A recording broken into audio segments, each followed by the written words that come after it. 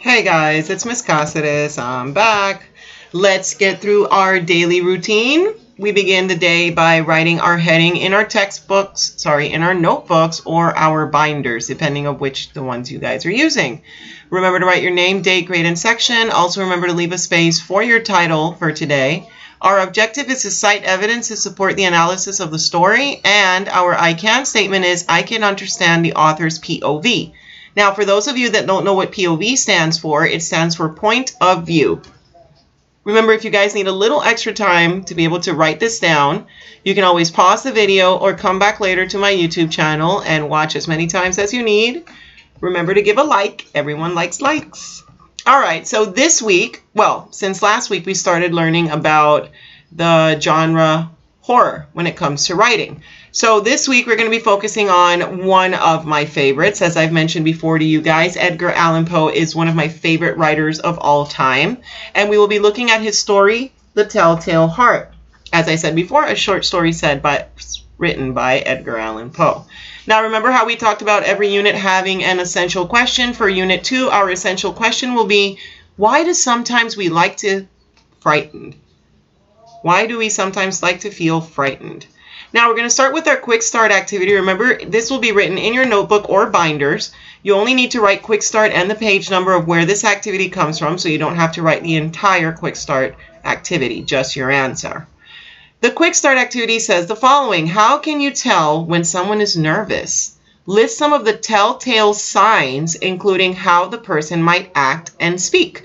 You know, when we say telltale signs, it might be like certain things people say, do, or the way they act that make us know that they're nervous. Like if someone's hands are sweating or their eyes constantly move one way from another, their voice probably being a little scratchy or trembly, like when they try to talk. So, you know, it's different things that you guys might be able to see. So we're going to begin by analyzing the point of view. Point of view is a method of narration used in a short story, novel, narrative poem, or work of nonfiction. In a story told from the third-person point of view of the narrator, or the voice that tells the story is an outside observer. In a story told from the first-person point of view, the narrator is a character and uses the pronouns I, me, and we. Now, for the genre of a short story, you might find the following as well. One, it includes the basic elements of fiction, you know, the setting, characters, plot, conflict, and theme. It also centers on one particular moment or event in the main character's life and can be read in one sitting, which means that you can do it, you know, just by reading in one day, 1 hour, 2 hours. It depends on how dedicated you are to your reading. Just as you can't believe everything everyone tells you, you can't always believe everything you learn from a first-person narrator. An unreliable narrator is a narrator whose assessment of events cannot be trusted for some reason. He or she might be purposefully lying, mentally unstable, or too young or unsophisticated to fully understand these events. To determine whether or not a narrator is reliable, consider his or her actions, attitudes, and statements, and then decide whether he or she is generally trustworthy. As you read The Telltale Heart, look for clues that tell you whether the narrator is reliable or unreliable. Before we look into a video on analyzing POV or point of view, we're going to go through how to analyze suspense. Suspense is the sense of growing tension, fear, and excitement felt by a reader. When a story is suspenseful, the reader becomes increasingly curious about what will happen next. Writers use different techniques to create suspense in fiction. Some of these are listed in the chart below. Fill in the chart with examples of these techniques as you read The Telltale Heart.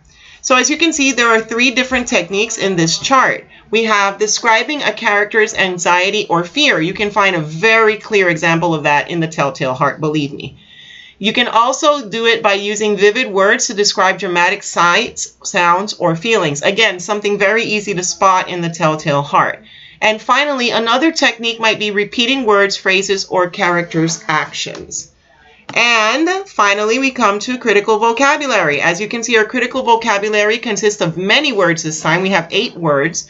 We have conceive, vex, stifle, crevice, audacity, vehemently, derision, and hypocritical. So you guys know what you're supposed to do. You take the words, you fill in the spaces. We've got 2 different pages this time. And once you have your answers down, you put check, and you see if you got it right or wrong. So now to understand a little bit more about POV, I have a video prepared for you guys. And once again, yes, Powtown. As you guys have heard before, I love using Powtown, and it's a good way for you guys to also do special projects if you're interested. Okay, so point of view. Now we're going to learn the difference between first person point of view and third person point of view, or first POV and third POV. So we can begin by saying, what is point of view? As we said earlier, let's review that for a second. What is point of view? Point of view gives the perspective from which a story is told. Now, for first person POV, or first person point of view, it's usually writing from the author's point of view or perspective, which means that he's an observer.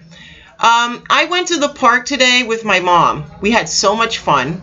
When you use first person point of view, you use first person pronouns like I, me, and we. That way you know that they are included in the story. We saw a dog at the park. Now, the main character in the story is the one that is telling the story. That would be considered first POV.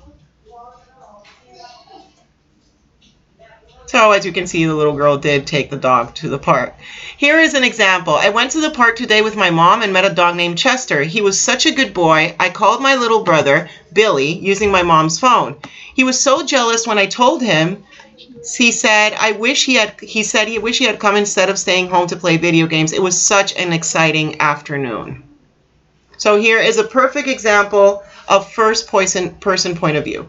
Now, third person point of view is when the narrator is someone outside the story, is not the character. Now, there are three different types of third person point of view or third person POV. You have omniscient. It's when the narrator is an all-knowing observer who knows what every character thinks and feels. You have the objective, which is a narrator that tells a story and does not reveal any character's thoughts or feelings.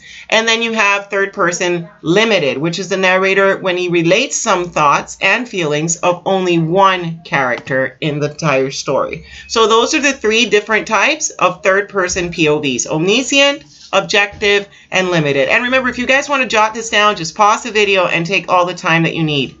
Now, let's go a little bit into what a third-person omniscient is, or third-person omniscient POV.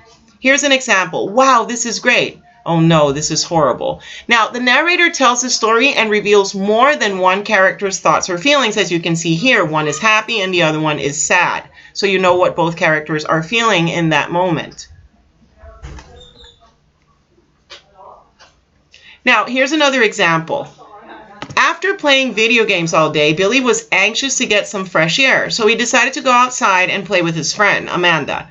They were having so much fun. Billy was laughing and smiling, and Amanda was making jokes and practicing her cartwheel. She knew she had a competition coming up for gymnastics, so she tried to practice whenever she could. She was so excited to show Billy. "Look at me," she said. Now here is a perfect example of third person omniscient, because we know how Billy is feeling and we also know how Amanda is feeling. Both of them are feeling happy and excited about having to be able to hang out, and at the same time Amanda being able to show Billy her cartwheel expertise. Third person objective. Now, for a third person objective, you have something like, going to the park will be so much fun. Yes, let's spend the day together. The narrator does not reveal any character's thoughts or feelings, and characters reveal their feelings through actions or words. So as you can see here, we don't know what they're really thinking, but we can hear what they feel or what they might be thinking. And here's another example. Billy was sliding down the slide when his mother came over to him. "It's time to go home for dinner," she said. He looked at his mother and begged for more time. "Let's stay for 10 more minutes," he said. His mother did not look pleased. "We've been here long enough. I have to go home and start dinner." Billy shrugged and followed his mom to the car. So we don't really know how Billy is feeling. He obviously wants to spend more time, but he doesn't express to his mom his disappointment. Now his mother, on the other hand, does kind of express being a little bit upset because she's trying to make him understand they've been there long enough and it's time to go home. Third person limited. For the third person limited point of view, or POV, we'll have something like this. Mom is making fish for dinner. and he thinks, I wish I had money for pizza. The narrator tells the story and reveals only one character's thoughts or feelings. And as you can clearly see, we only know what Billy is feeling in this moment, not what his sister is. So here's another example. Feeling down, Billy walked past the park on his way to school. He longed to be able to spend this beautiful day outside instead of stuck in a classroom. His mother arrived at his elementary school, and Billy forced a smile as she waved goodbye. He was already looking forward to recess. So as you can see, Billy doesn't really demonstrate that much what he's feeling. We know what he's feeling because the author is telling us, but he doesn't really express it in his own words. So we know what's going on just with him. We don't know what really is going on with his mom, and his mom doesn't even know what's going on with him. So I hope this video was helpful to you guys on the different types of third-person POV and how first-person POV works as well. So I hope you guys enjoy reading The Telltale Heart. As I said, one of my favorites. I can't wait to hear what you guys thought. Have a great day. Bye.